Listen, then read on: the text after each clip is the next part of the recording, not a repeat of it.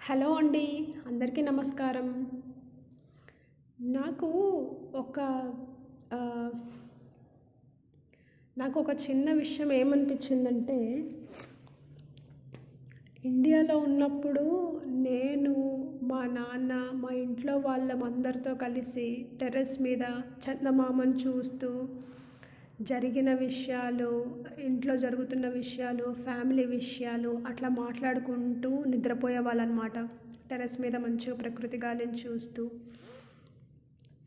ఇక్కడికొచ్చేటప్పటికి అమెరికాకొచ్చేసిన తర్వాతకి అసలు టెర్రస్‌ని చూడ్డానికి లేదు, చందమామను చూడ్డానికి లేదు, ఏమీ లేదు. ఇంకా చలి స్టేట్స్‌లో ఉన్న వాళ్ళైతే కనీసం 4-5 మంత్స్ అయితే బయటికెళ్ళడానికి ఇబ్బంది పడుతూ, బయటికెళ్ళినా మొత్తం టాప్ టు బాటమ్ కవర్ చేసుకుంటూ, ఆ చలిలో అసలు బయటికే వెళ్ళకుండా ఉండిపోయిన కారణంగా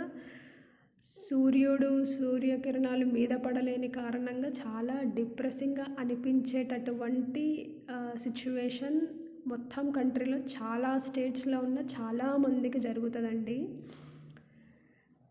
అసలు మన దగ్గర ఇండియాలో అయితే చలి చాలా ఎక్కువగా ఉన్నా సరే మధ్యాహ్నం ఒక 10 AM 11 AM అయ్యేటప్పటికి చలి అంతా పోయి మంచిగా ఎండ వస్తుంది. కానీ ఇక్కడ అట్లా కాదండి. ఇక్కడ ఎండ వస్తున్నా సరే తట్టుకోలేనటువంటి చలి ఉంటుంది. అట్లా తట్టుకోలేనటువంటి చలి ఉన్నప్పుడు మనం ఏం చేస్తామంటే బయటికి వెళ్ళడానికి ఇష్టపడము. ఒకవేళ బయటికి తప్పనిసరి వెళ్ళాల్సి వచ్చినా సరే మనం శరీరం మొత్తాన్ని కప్పుకోవడం వల్ల మనకసలు ఆ సన్లైట్ అనేది మన మీద పడలేకుండా ఉండేటటువంటి పరిస్థితి అలా చేసుకుంటాం. అలా ఉన్నప్పుడు డిప్రెషన్ అనేటిది రాకుండా ఎందుకు ఉంటుందండి ఎవరికైనా?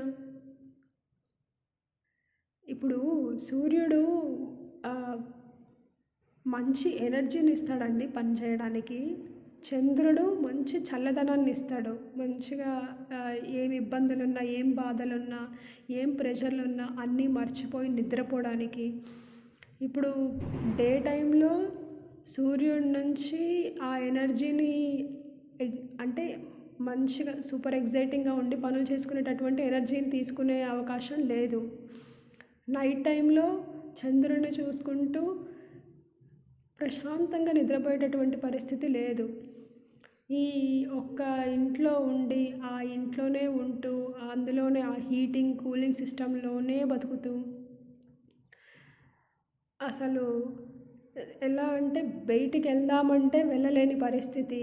వెళ్ళినా కూడా త్వరగా ఏ పర్పస్కి అయితే వెళ్తున్నామో ఆ పర్పస్ ఫుల్ఫిల్ చేసుకొని తొందరగా ఇంటికి వెళ్ళిపోవాలి అనేటటువంటి పరిస్థితిలో జీవిస్తూ, ఈ పరిస్థితి అంటే ఇక్కడ ఉన్నవాళ్ళు ఈ చలిలో కానీ ఇబ్బంది పడుతున్న వాళ్ళ పరిస్థితి మీకు అర్థం కావాలంటే ఒక ఉదాహరణ చెప్తానండి.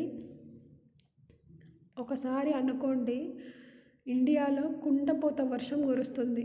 ఒక వారం 10 రోజులు వర్షం కురుస్తూనే ఉంది. విపరీతమైన చలి ఉంది. అసలు ఆ 10 రోజులు మీకేమనిపిస్తుంది? పని చేయాలనిపిస్తుందా? ఎప్పుడు నిద్రపోతూనే ఉండాలనిపిస్తుంది. వేడివేడిగా తినాలి, నిద్రపోతుండాలి అనిపిస్తుంది. ఆ 10 రోజుల వాతావరణం కాస్త 15-20 రోజులు అయిందనుకోండి, ఏమనిపిస్తుంది?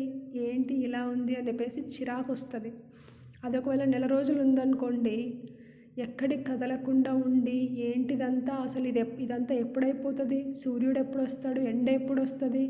రోడ్లంతా పచ్చిగా ఉండి వాటర్తో ఉండి అసలు బయట అడుగు పెట్టాలంటే వర్షం పడుతూ ఉంటే బిజినెస్ చేసుకోవడానికి రాదు, బయటికి ఎక్కడికైనా వెళ్ళడానికి రాదు, పని చేసుకోవాలంటే ఉత్సాహం ఉండదు. ఒకటే మూడ్ ఉంటుంది, నిద్రపోవాలని కొంచెం మూడీగా అనిపించడము అట్లా ఎవరికైనా అనిపిస్తుందండి. అలాంటిది ఇక్కడ కొన్ని నెలలు ఉంటుంది మంచు వాతావరణం అంటే అర్థం చేసుకోండి, జీవితాన్ని జీవించడం కొద్దిగా కష్టంగా ఉంటుంది అని చెప్తాను నేనైతే.